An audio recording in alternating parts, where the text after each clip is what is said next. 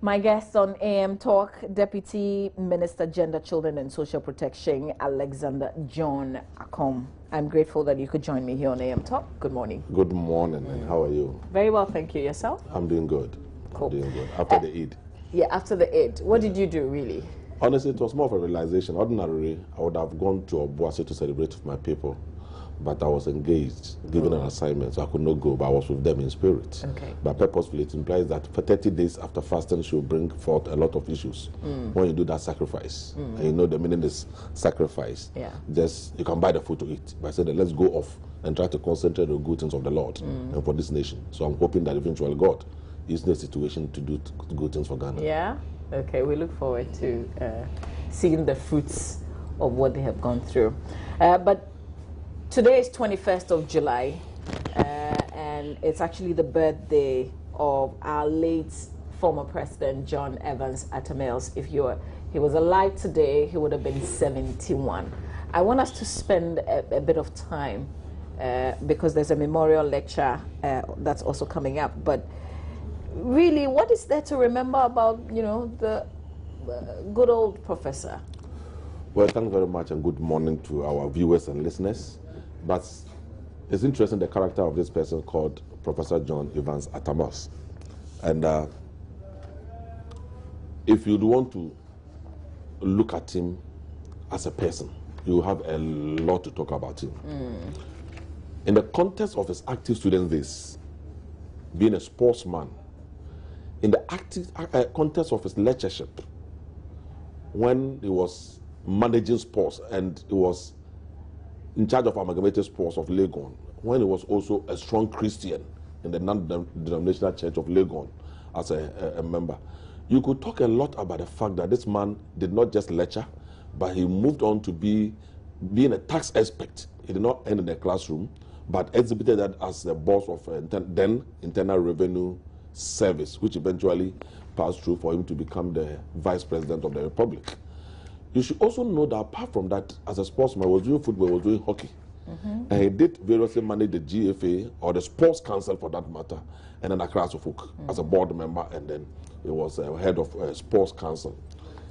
If you know, when he was a Vice President, he was doing a daily swimming session at the house of Mr. Annan, of that time, Masai developers. Yes, every blessed morning. He was going there to swim. To swim. And that's the extent of his person. And more important, if you remember, after office, his conduct, he went and lectured in the University of Columbia, Canada. But when Kwame Pepra got himself into trouble as head of economic management team, then he flew down to come and become a defense witness for Kwame Pepra. What it means for me is there's a person who stands by his values and will not leave anybody midstream. Now, if you go to his political career, you would realize that when he was appointed by President Rawlings to be his running mate, the then candidate Rawlings, if you remember, to be running mate, he made a straight statement, and I would want to quote, at least paraphrase. He said that never in my wildest dream did it occur to me that I'm going to hold such a position. What it means is that his humility said that he did not persevere. He was not overambitious for higher position, but he felt that anywhere he found himself, he could contribute his quota to the country. And therefore, when it came to that level, he felt, even in his wildest dream, it did not occur to him that he was going to be a vice presidential candidate and eventually the vice president and then a president. So it was quite interesting. But even in that career, you would realize that he faced very interesting times. The first point was that when he became the candidate after President Rawlings, 2000 elections, there was something called the Swedru Declaration. Remember, it was no fault of his. President Rawlings had a history of vice president from Honorable His Excellency Konkansai Aka, you know the occasion, and then eventually the second term took on president for the late Mills. So, subsequent upon the delivery of the mandate of President Mills, President Rawlings felt too comfortable to recommend him to the class of NDC to be the next person, not knowing that the political dynamics does not easily work like that. So through no fault of President or the late Mills, he had issues in the party when reform broke away, just because his name was mentioned eventual president said it was not an endorsement. It was an endorsement, but not forcing anybody to take him on. But it became an issue. So through no force of the person, issues came up. Yeah. Then it went on in the second term, 2004. And again, there were issues within the party, more particularly then with him and like it was a bit, and then the then chairman of the party, Dr. Obed Asamoah. And again, the creation of that issue had nothing to do with his person, yet he suffered the end of that situation. So in all cases, for the two times, he suffered a very good chance to become a president then, just to issues external to him. So in the next term, third term, few things happened. He had purpose in his mind that I will not leave my party orphans, comparable to the case of Jesus Christ, but he'll get the Holy Spirit to come, who will be with you to the end of the world. So he felt that I will not leave you until I'm able to secure power for you. So he came down and took upon himself the authority of managing his own affairs through his office from Osu Kuku Hill. If you remember, at the last bit, he had to go down and campaign himself, what became known as the door-to-door. I remember in Obuas when he came, it was very interesting.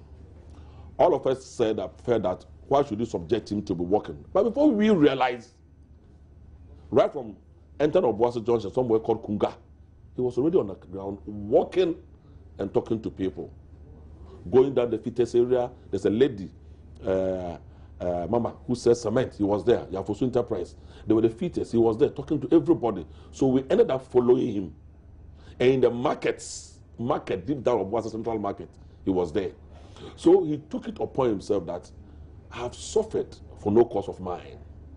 But then I will not look at what I went through, not to have secured the position, but I will then look at those behind me who otherwise would have allowed me to become the president.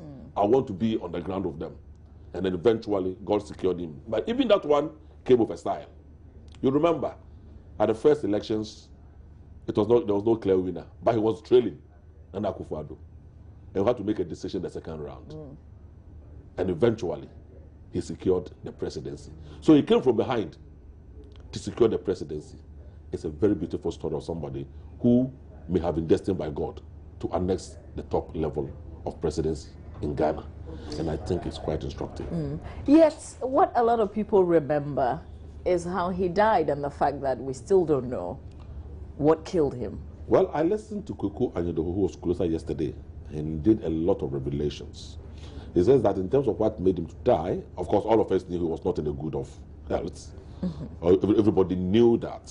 He wasn't good. He was just trying to force on by the Spirit. But we knew he was not in the best of shapes. But then, Kweku said something at the interview at one of your stations here. On Ekosi saying, on Asempa from yesterday. And I think he was able to debunk some of the issues which were running around. The fact that even before he was taken ill, Kweku was doing a speech for him. Even before that time, a security official came and told him about the fact that the president has been taken ill and that he was put in the ambulance. And I was taken to the presence of doctors and immediately rushed to intensive care unit. Regarding the next step, which the family issues, was left in his administrator, that is his brother. But if you listen to comment from people, they were not convinced. People still have questions. Well, you don't always need to be convinced. At times, if you do things, you need to accept as it is. Unfortunately, you have somebody in that situation who continuously has shown that my health is deteriorating. And people were talking about it. So that was what killed him. I mean, because afterwards we heard about the poison issue. And, I think that one was... Some people say let the autopsy come out. Let us know the cause of the death. That one was pedestrian. Because I think most times we should get it a bit logical. And let's think for ourselves without going into the nitty-gritties. Why would somebody want to kill President Mills? I just want an idea. For what position? For what?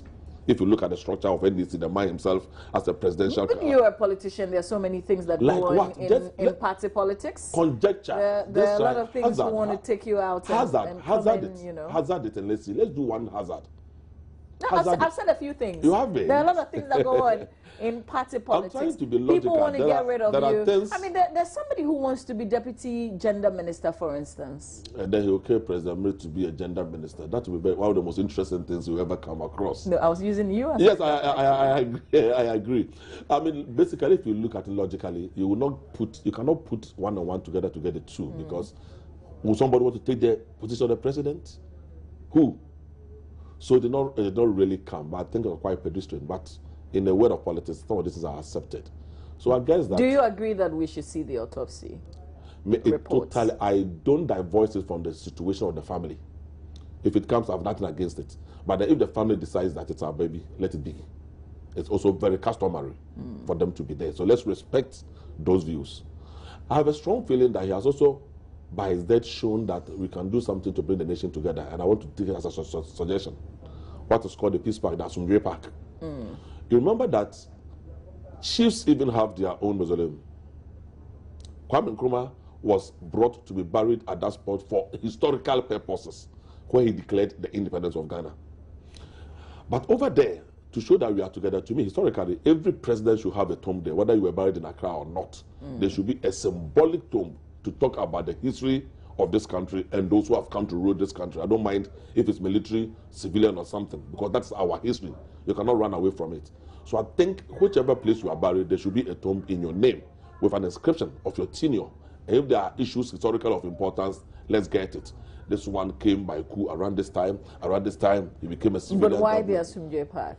Why the Asumdwe Park? Because symbolically, I think that, one, the person who died and it was instituted was known to be a peacemaker. And if peace is supposed to reign the country, the head should always be supreme. So you should send the right signal to anybody who wants to go up there that you should be an Asumdwe person, a peaceful person. So I think it holds a lot of symbolic significance, and the reality is that it's going to dawn on all of us that there's a value in peace.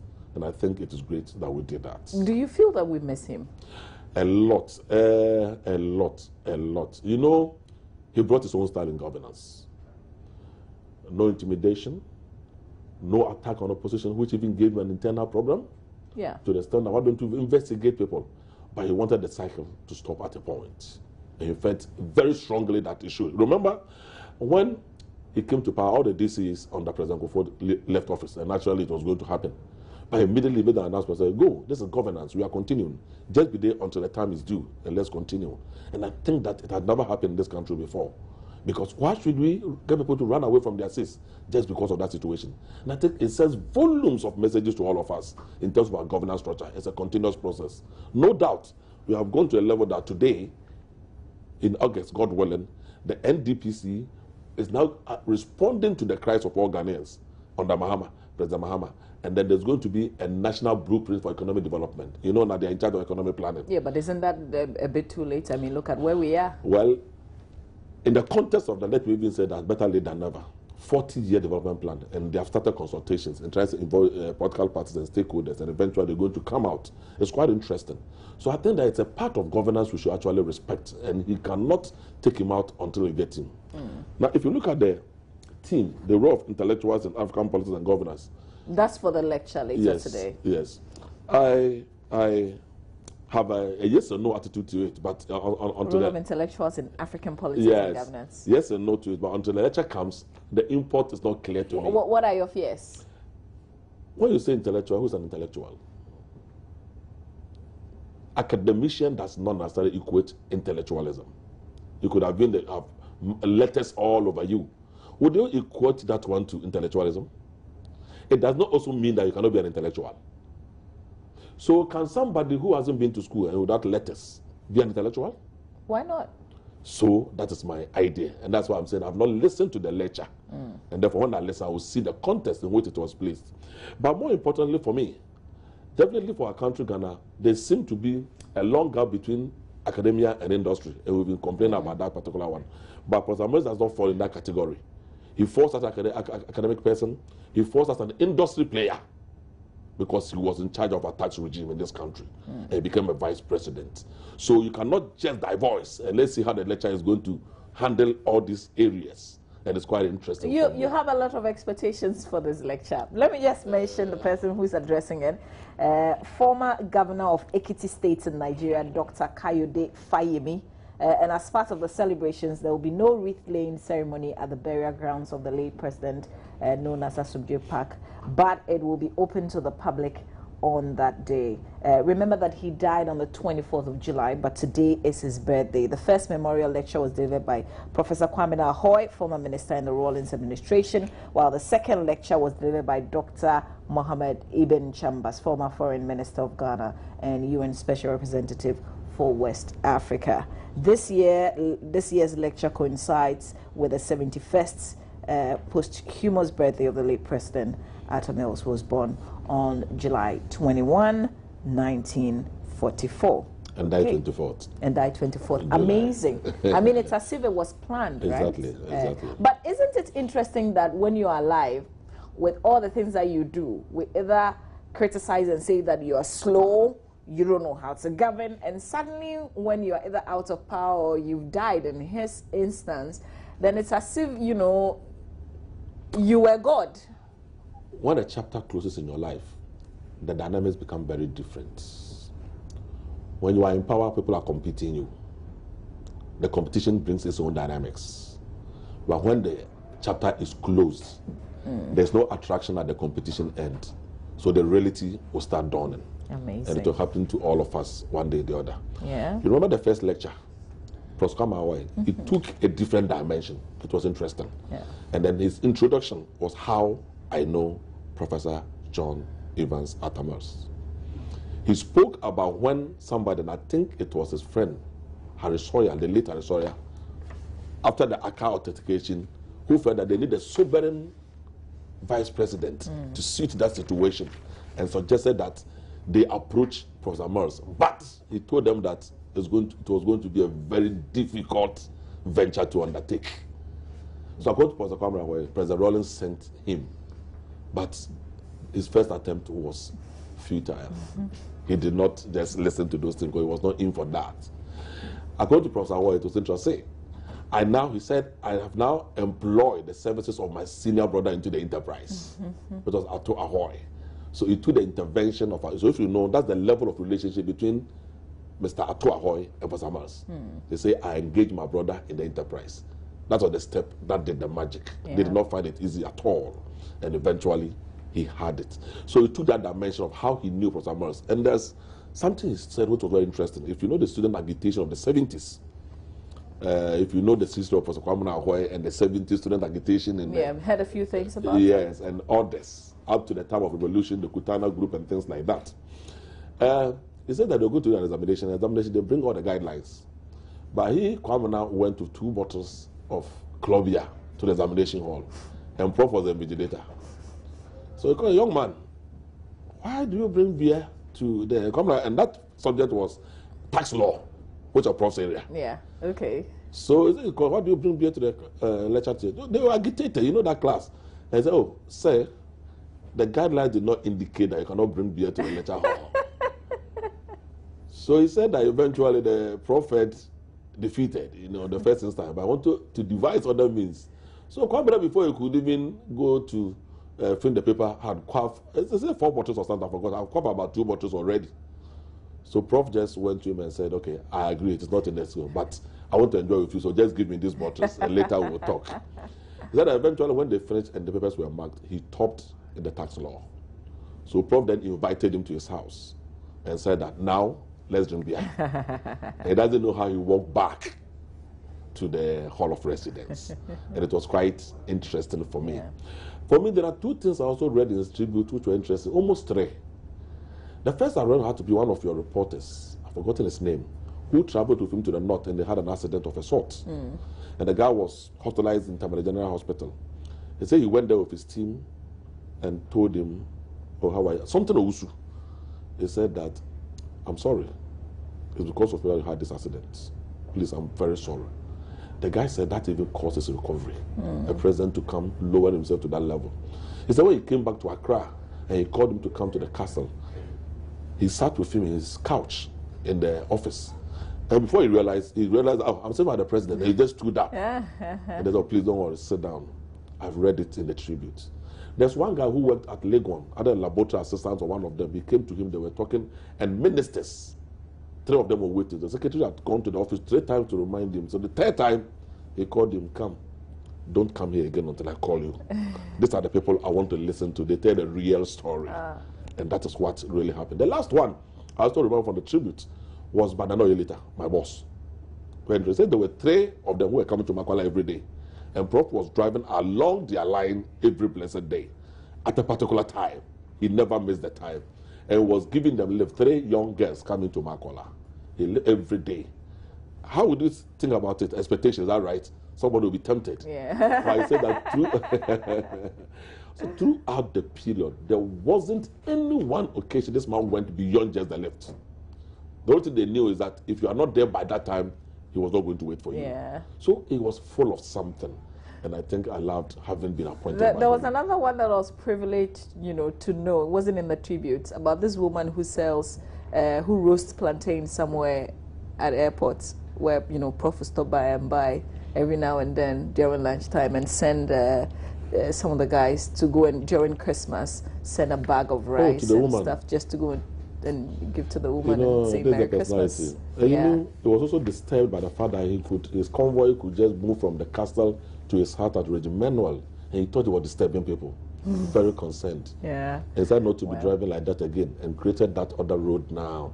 And earlier he said, no, I will live at the castle until it's appropriate. So this is the man. An amazing man. May his soul continue to rest in peace. We'll cover that lecture fully and let you know. But we'll come back. We're talking about the mid-year review budget today. That's big. Stay with us.